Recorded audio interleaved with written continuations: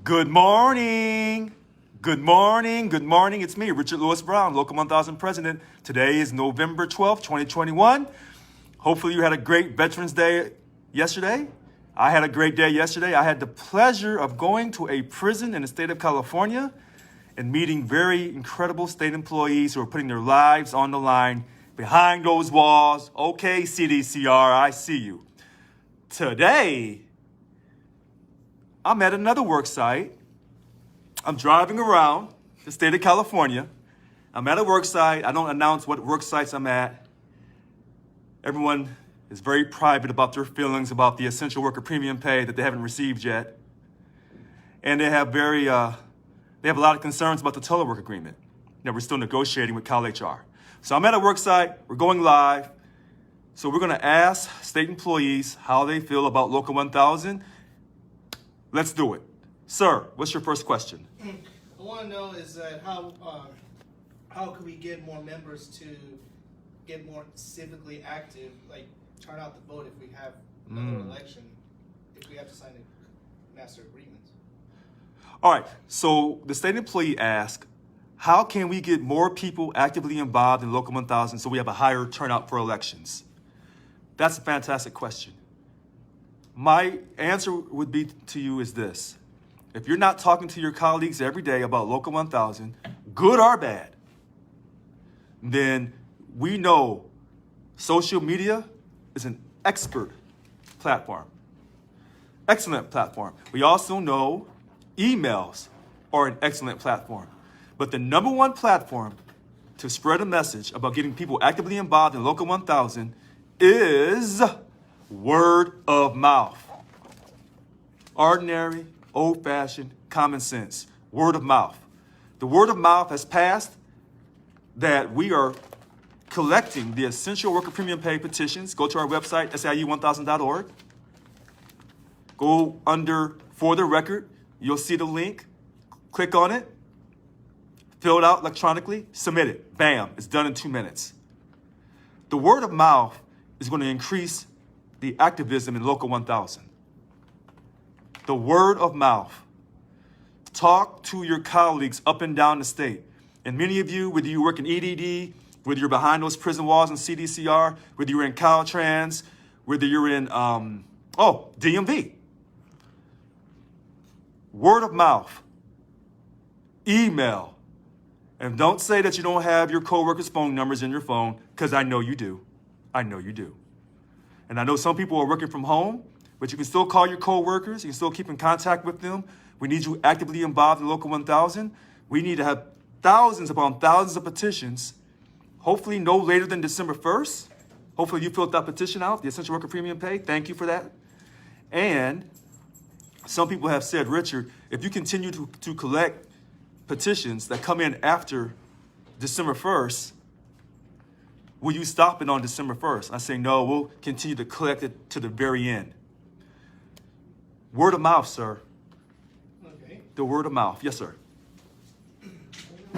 That's all I want. That's all I want to know. But thank you for bringing that information up. So we'll try to make the word of mouth that, no pun intended, spread like wildfire. Now, he said the word of mouth, we're going to try to spread in a very intense manner. Some people say this should be an organizing effort. And they're not wrong to say that. And there will be organizing efforts to increase activism in Local 1000, to increase our dues paying membership. So everyone has a different opinion about organizing. And I think the best organizing is word of mouth, to inspire people, to show them that you care. And so when I ran and I said, I'm going to go to all these work sites. Now, how can I get to all 2,000 work sites? It's going to be hard. But word of mouth has brought me to this work site.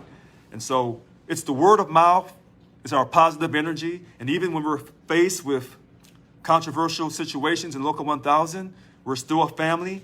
We will still stay positive. We'll keep our eyes on the prize. And we won't let the internal strife of our union destroy us in our efforts to, quote, come together to increase our membership to over 90%. Because our contract, right here, our contract is expiring on June 30th, 2023. not June 30th, 2022. This contract expires on June 30th, 2023. So we have time to still come together through organizing so we can bargain for a high quality contract for our next contract, which will be for the first time in Local 1000 history, we will have a real substantial contract that's worth something. And we're going to handle that telework situation as well in our next contract if we're not able to get it done in the side letter agreement that we're currently working on with CalHR. Yes, sir. So, in addition to trying to do spread of mouth through other means like social media, Right. How can we also get people to be educated more if they don't have the necessary tools? So he asked, outside of social media, what else can we do to educate people about Local 1000? I'm glad you asked that. As you know, on June 30th, 2021, when I started as the Local 1000 president, statewide president, I did something right away. Did I reduce the dues on day one? No, I'm still working on that. But what I did do to educate people, I opened up that website.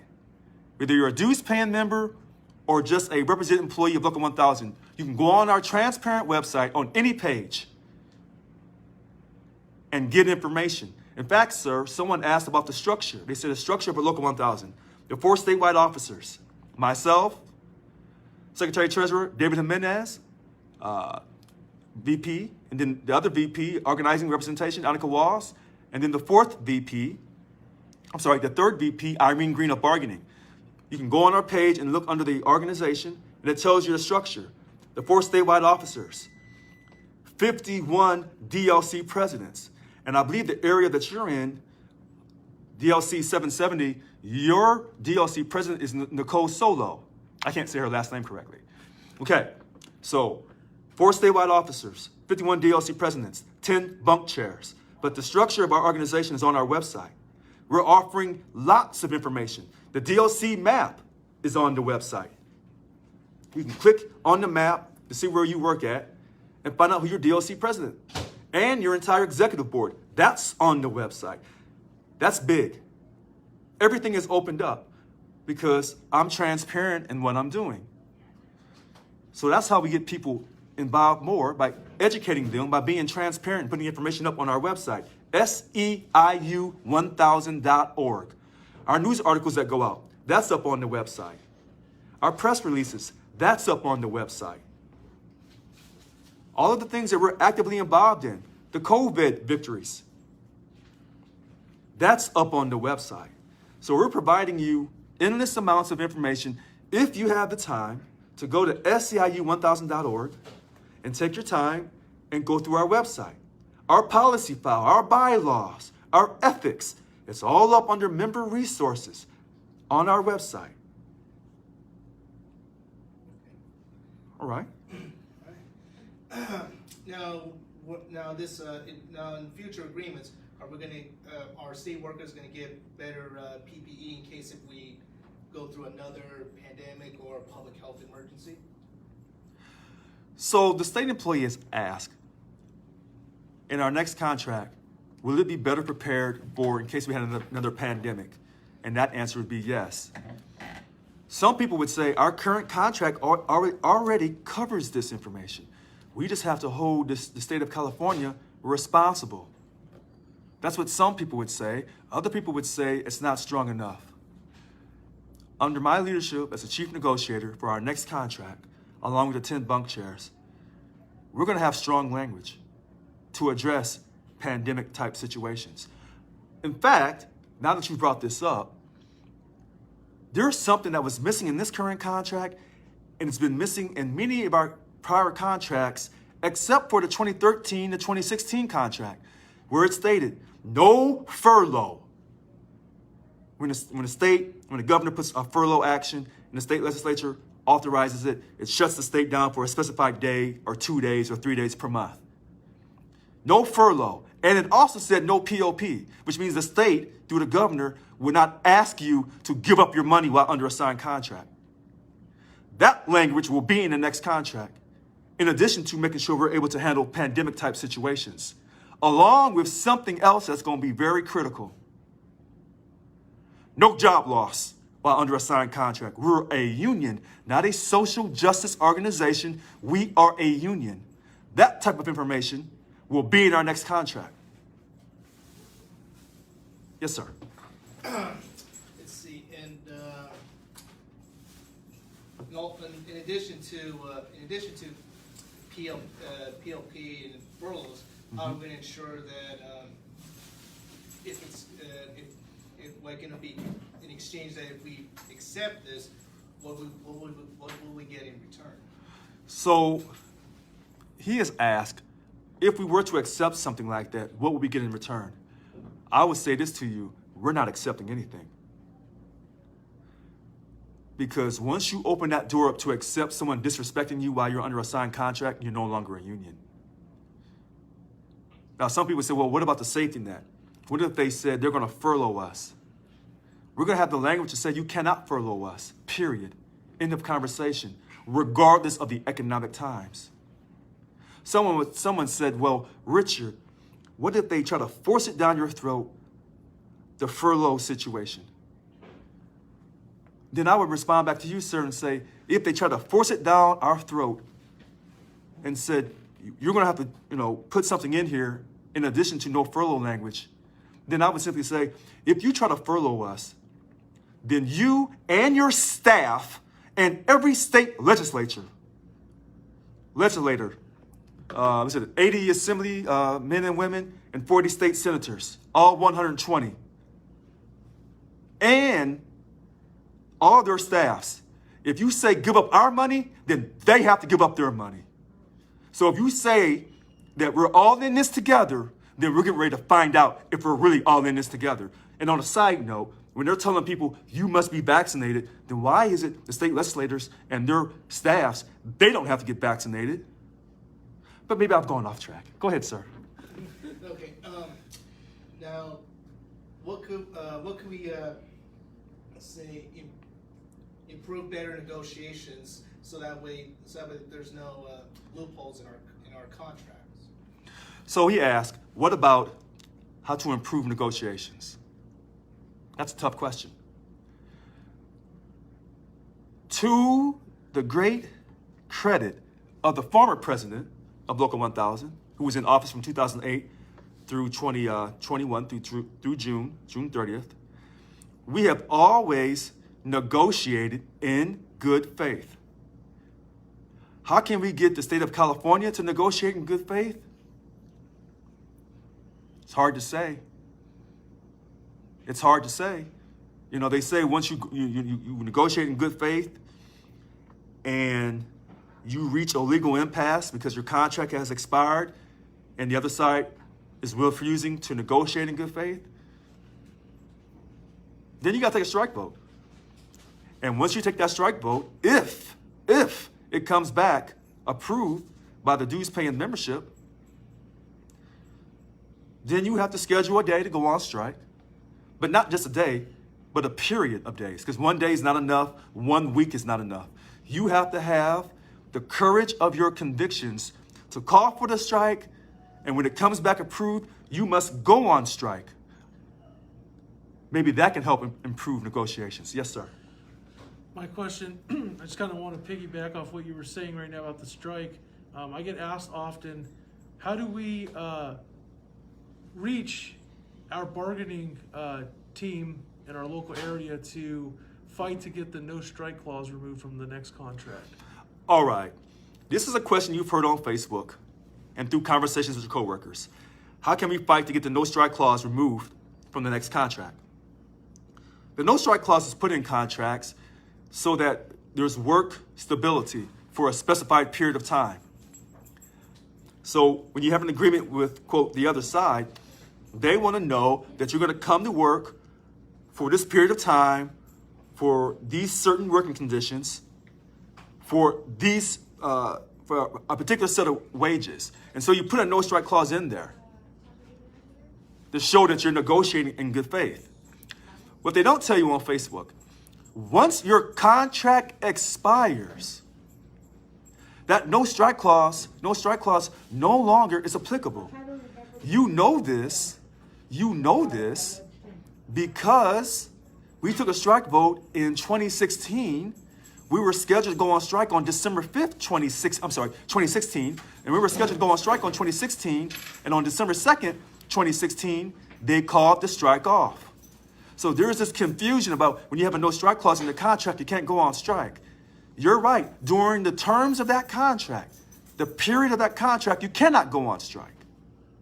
But once that contract expires and you're bargaining in good faith and you reach a legal impasse and you take a strike vote and that strike vote comes back approved by the membership, you can go on strike once you schedule for that period of time to go on strike. Yes, you can. That's a great question. It piggybacks off what he was saying about how to improve negotiations. And you don't want to go on strike. You always want to negotiate in good faith and do the right thing. You do not want to shut down the fourth largest economy on earth. You don't want to do that. We're good people here in California. We don't want to go on strike. We're public servants. We want to help keep California as the #1 state in the nation. The governor, or whoever the governor is at that time, he doesn't want the fourth largest economy to shut down. He doesn't want that. And so when people say, well, Richard, why is this current governor not making a rush to judgment, making a rush to give out the essential worker premium pay? What is he waiting on? He's had $76 billion in the state budget since January of 2021. What is he waiting on, Richard? I don't know. Does he hate you that much? Does he feel threatened by who you are? I don't know how I can threaten anybody. I mean, you see how the board talks to me. They have illegal out-of-order meetings. They create positions. They do all kinds of stuff. We're going to negotiate in good faith, and we're going to get the best contract Local 1000 has ever had. And I can guarantee you, as your chief negotiator, these things will happen. That's a promise. What's your next question, sir? My next question is, I know that when the contract is established, sometimes the language is passable. Sometimes the language in there is tricky. Sometimes there's words in there that slip through there's like a loophole that's created where you can still be disciplined for certain things, even though the contract says it, because of the language itself. In this next negotiation section, are we aiming for goals of more concrete language to ensure that we'll be more protected? So the person has asked, what can we do to improve our next contract so that, quote, tricky language doesn't deceive us, it doesn't protect us? I've been saying this for years, and now I'm the president, and now I'm going to make this happen. Page 17 of the contract, 5.11 dignity clause. I'm going to read it for you. This is based on your dignity as state employees under this contract. So here's what it says. The state is committed to providing a workplace where all employees, regardless of the employee's classification or pay status,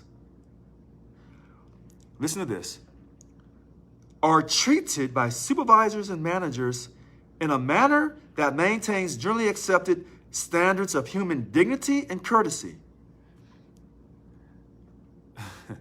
So if you think that your boss, your supervisor, is treating you with the accepted standards of human dignity and courtesy, yeah, I want you to email me.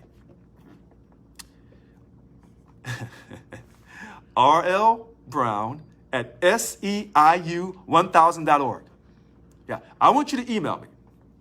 In fact, all of you state employees represented by Local 1000 who love their bosses this much, who feel this strongly about their bosses, email me. And we're going to put up on the website, those who love their bosses. Sure. And then we're going to have another column. Those who say, my boss is a problem, who refuses to recognize me and treat me with courtesy and dignity. And we're going to put up that column. And then we'll try to measure it out. I'm going to read you the rest of this.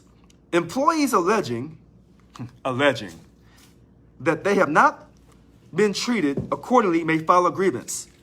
This is good. We're a union. We want to have a safe and respectable workplace. Here's the catch, the tricky language you were talking about. The decision reached in step 3, Cal HR, shall be final.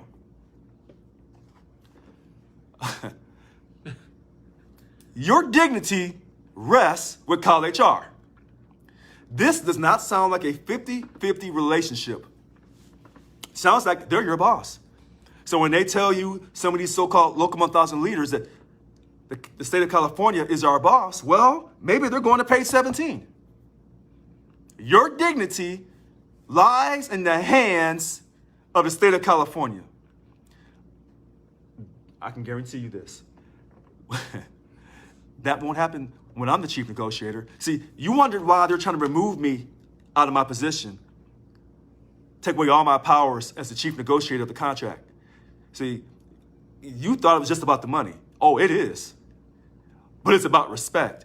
I'm not going to let the state of California disrespect you. Whoever led this contract, whoever agreed to this contract, whose name signed this? Well, I don't see the bunk chair's names in here. I see the former president. I see her name in here. Okay. Enough said. Enough said. That won't happen. Tricky language. To the LVNs and RNs and CDCR. Oh, I didn't bring the contract where I have it all tabbed up. But there's some tricky language in here about them. And it talks about, let's see if I can catch it fast enough. It talks about overtime. Oh, yes. Mandatory. All right, mandatory overtime. So we're going to go to the LVNs because the RNs reads very similar. So I'm on page 264 and 265. Here's this tricky language that this state employee was asking me about. LVNs, I told you I went to CDCR yesterday. They're inside my head right now. Listen to the tricky language. Management shall make every attempt not to schedule bargaining unit 20 LVNs more than 4 involuntary overtime shifts per month, effective January 2nd, 2020. No more than 3 overtime shifts per month, effective July 1st, 2021. Okay. And then it says in accordance with 19.38, and if I go over to 19.38, there's some more language here. And hi. And it says here, the state and the union agreed that mandatory overtime shall be reduced. Blah, blah, blah, blah, blah. Over the term of this agreement, the number of mandatory overtime shifts are required shall be reduced. The first shall occur January 2nd, 2020. Second reduction is listen to this tricky language. The second reduction is proposed to take effect on July 1st, 2021. Proposed. Not guaranteed, proposed. Who wrote this contract? No. So, again, I'm going to go back to that page 265 after I read on page 281. Management shall make every attempt not to schedule bargaining unit 20 LVNs. 264, same hustle. Management shall make every attempt to not schedule bargaining unit 17 employees. Those are your RNs. Shall make every attempt not to schedule. What is that? In other words, I'm going to shall make an attempt to make perfect, professional, highly dignified videos for you. You know how that goes. We're going to cut all that. That's the type of language you got to stop. You keep doing the same. It's repetition. Repetitive contracts that doesn't mean anything. That will stop. When I'm your chief negotiator of your contract, this type of language we're not having. This contract, with all this little funny language in it, it's ending. It's over. It's over. O-V-E-R. Over. So When you say, why are they trying to destroy Richard? Richard's a nice guy. Why are they so mad at him? Well, Richard's raising hell. They can't contain Richard. They can't shut Richard's mouth down. One minute, Richard's talking about Lansing County. The next minute, he's fighting over something else. Before you know it, I'll be over in DMV, talking to those people. And they'll have a lot to say to me. And they got a lot to say. They have a lot to say. EDD, don't even trip. Because I know you're working overtime. Even though you're working from home, you are killing yourself to process those unemployment claims. I see you, EDD. You don't have to yell at me and leave me crazy voicemails. I got the message. I do. This contract, we're going to get a real contract. This ain't it. Whoever voted for this contract, that's fine, because we want you to vote. And just because I disagree with you on voting to approve this contract, that is fine. We want you to vote in this great country. We want everybody to be a dues-paying member of this union. Because too many people who are not paying dues are not voting. And this type of situation of these contracts that don't mean anything, that when you go to use it to fight off bad bosses, but you got a bad Bible trying to fight a bad boss. Amen. You got that right. Okay. What's your question, ma'am? No question for you? Okay, I see you on your phone over there. Throw something at me. This is unscripted, unedited. Throw something at me. No questions? So you love your job. You love your job? Sometimes? Sometimes you love your job? Okay. So you work because of what? My house payment. So this state employee said she is so appreciative to have a job, and it allows her, you know I'm cleaning this up, right? It allows her, yeah. So it allows her to pay her bills. How many of you are like her?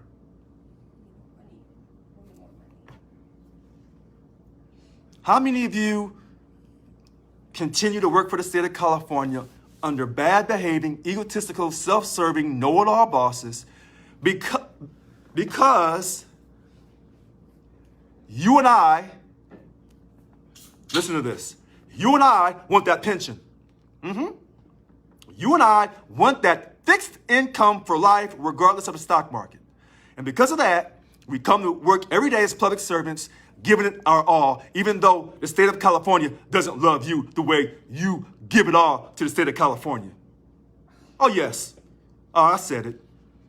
You've been putting your life on the line for this great state. You volunteered because you're a true volunteer. In this case, you're getting a certain set of money.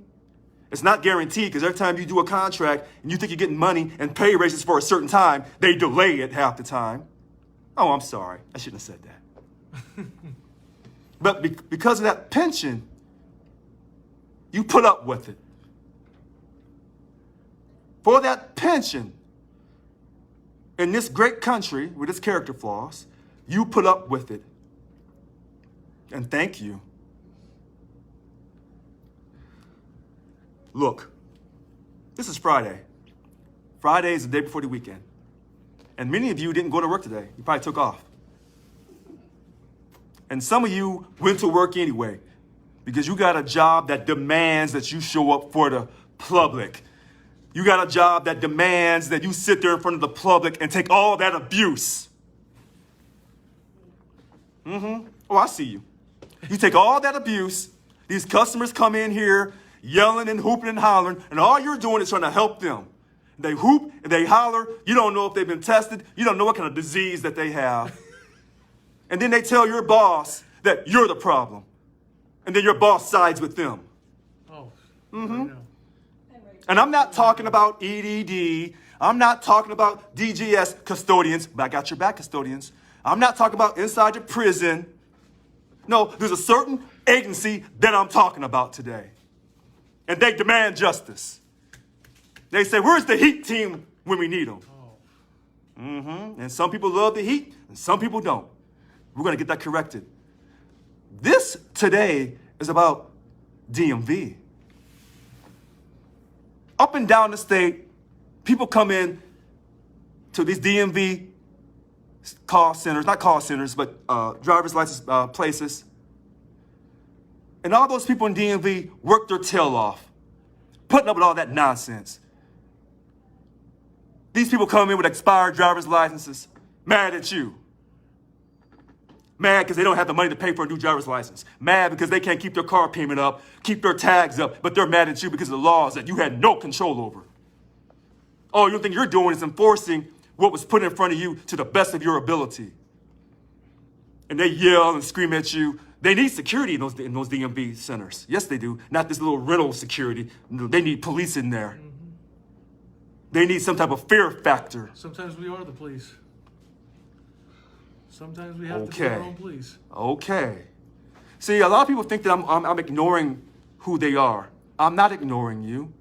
But you got to remember, 100,000 and nobody's happy with Richard because I don't have that money for you. I'm trying to get you that money. You just don't know how bad I'm trying to get you that money. I'm doing everything possible to get you that essential worker premium pay. I'm trying to get you that telework agreement. Oh, yes, I am. But to those in DMV, I salute you because you're doing a job of a job. Have you ever looked on DMV website and seen all those rules and regulations and tried to figure it out? And then you still can't figure it out, and then you go in there to DMV and yell at them because you're mad because your reading comprehension is not good enough? You ever done that? Have you ever told the person at DMV, thank you for giving me service? Have you done that? Have you? Or have you gone in and just complained and hooped and hollered and laughed with your family at the dinner table about DMV? Is it their fault that their system is so whack?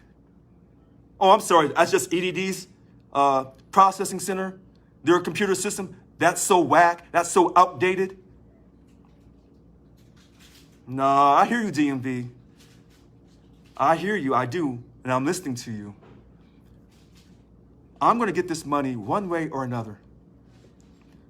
Some people say, what is taking you so long to get us the essential worker premium pay? The money was there in January. I'm working to get you the money. I am trying to get a conversation with this governor. And they say, well, kiss up to him, suck up to him. Tell him anything he wants to hear to get the money for us, Richard. I was like, who's this? You know what? I do have my dignity. I do have my dignity. The governor didn't elect me. You elected me to fight for you. That's why you elected me, to be your fighter, to be your voice, to be your leader, to say the things that you don't want to say on camera. I told you I was coming years ago, and you all laughed at me. Not all of you, but many of you laughed at me. You criticized me because I'm from the little country state called Missouri. And because I don't know all the fancy things you California people know and all the fancy wines and beach holidays and all the fancy things you guys do. I like it, though. But I'm not as fancy as you. But I got some common sense, and I'm fighting for your money. What I'm asking you to do is stand with me. That's what I'm asking you to do. Stand with me. Support me. That's what I'm asking you to do. You know we're having a board of directors meeting on December 19th. You know, you paying your money to this union? You want to come down to the board meeting and speak your mind? Well, come on down. Come on down to the Holiday Inn, 300 J Street on December 19th. You want to come a day before? Come on. You're paying your money. You're the reason why there is a Local 1000, because of your money. And when you tell me you want your money, then I need to get on it. Now, if some of you are great organizers and you want to organize around getting the essential worker premium pay by continuing to tell everyone, fill out the petition, then that's what you should do. I don't have to tell you everything to do. You know what to do. You've been successful your whole life. Anybody that works for the state of California,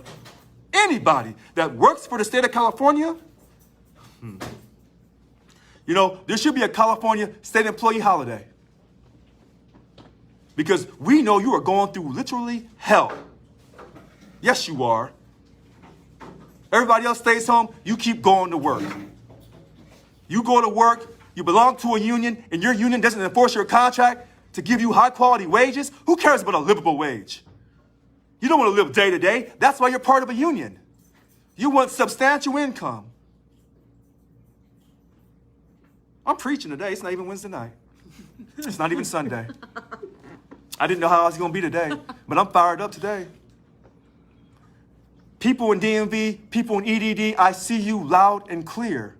You thought when we did the rally for the people in the prison system, CCC, love you, Lassen County, on August 27th, you thought that all of my mind, all of my love, all of my energy, all of my enthusiasm was for those people. I told you I treat everyone with equal love and equal respect. I told you this. And I'm going to stand by what I've said. Now, some people say, oh, so you're trying to encourage disrupting the board of directors meeting on December 19th. You know, I find that very funny someone would say that. What I'm encouraging is, if you're paying this money to this union and you got something to say and you want to come down to the board of directors meeting that's going to be open to the public for the first time in Local 1000 history, and then you're going to say that I'm trying to disrupt the board meeting? Yeah, you missed me for all that. You missed me for all that.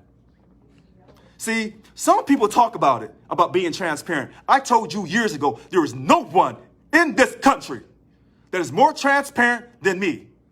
No one. Never has been, never will be. I'm special. God created me. I am not from evolution. God created me for a special destiny for Local 1000. And that's why I'm here. And I know some of you are praying for me. And you know what I would say for those who are praying for me? Thank you. Keep praying. Now remember, in the Bible it says when you pray, you have to pray pray for a long time. That verse probably wasn't for you. It's for me. You have to pray a long time for me because I need your love and your prayers. We're on a special destiny here at Local 1000. We want to have the #1 union across the nation, in all 50 states and in the world. Well, how do you create the #1 union? Do you do it through carefully crafted organizing? Possibly. You do it through love and intensity and a desire to overcome all obstacles. The same thing you do when you come to work for these bad behaving, egotistical supervisors. You have figured out, you're like the military, you have figured out how to overcome obstacles, particularly if you're in DMV. Particularly if you're in DMV. Particularly if you're within those CDCR prison walls. You are overcoming. When has your union come to you and said, we love you, we respect you, we're going to get you that money? When have you ever felt that they really cared about you in Local 1000? And so when people say he's trying to disrupt the board of directors meeting, what I'm telling you is I love you so much. I want you to come down and let your voice be heard. It's your money.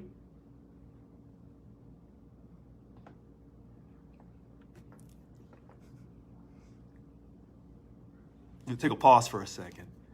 You know, they'll say that I'm angry. You know, they'll say that, you know, I'm confused and I'm deranged, and they'll continue to read Sac B, and Sac B will tell you that, you know, Richard brought this on himself. Yeah, okay. DMV, they told you I was coming. Some people, they watch the videos and they think he's probably reading from a script. Okay, keep thinking that. If I was reading from a script, you wouldn't know. So you watch the videos, and then I show up in your Worksite, and you watch me go live, unscripted, unedited. And I don't have any documents in front of me. Wednesday night Zooms, I have stuff in front of me, so when you try to come for me on Wednesday night, oh, I come for you right back. With love, most of the time. Let's just be honest. But there's no script in front of me right now. I'm going live. And so when people say, hey, you know, I have a few questions, you know, but I'm afraid to ask on video or whatever, you know what I would tell people? There are so many people in this union who are hurt. They're hurting. It takes that one person to come out on video and say, blah, blah, blah, blah, blah. And they'll say it in such a way that I cannot say it the way they can say it. And it's going to touch people's hearts. And then when that one person comes through and says, blah, blah, blah, blah, blah, blah. And then the rest will come. And then the healing process for Local 1000 will happen. Right now, you see me battling people because they want to keep the status quo. They want to ensure the status quo always is the answer. But the status quo for Local 1000 is not the answer. They want to convince you that I only won with 33% of the vote and that I don't represent the members. But Wednesday night, was that on the 10th, November 10th, the Marine holiday, United States Marines, on that Wednesday night, the video showed you that the people are with me. And then someone tried to come, and they came with love in their heart. And they tried to say, well, only 4.29% responded to over the 2,500. 4.29% responded to over the 55,000 emails that went out. So the people who took their time, you're going to disrespect them and say that their voice over that survey, over how they felt about me, doesn't matter. It does matter. I do have the voice of the membership. That's why I'm here at a Worksite. Remember I told you I was going to go to Worksites on the holidays? Or did you forget that? I meant every word that I said. And I'm going to continue to go to Worksites on the holiday. Call me. Challenge me. Thanksgiving is coming. It's coming on Thursday, they say, at the end of the month.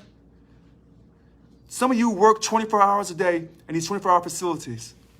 Yeah, you call me out, and I'm going to show up at your Worksite with my phone on Thanksgiving. See, the other VPs, they can't track me on this. The other VPs have families. I don't. I told you I was going to work around the clock for you. But you thought I was bluffing. I'm not bluffing. I'm going to drive up and down the state in that rental car. Oh, yes, I will. And you cannot outwork me. You cannot outthink me. You cannot outmotivate the others. You cannot outdo me. You want to have a little debate with me? Yeah, you come on and bring it.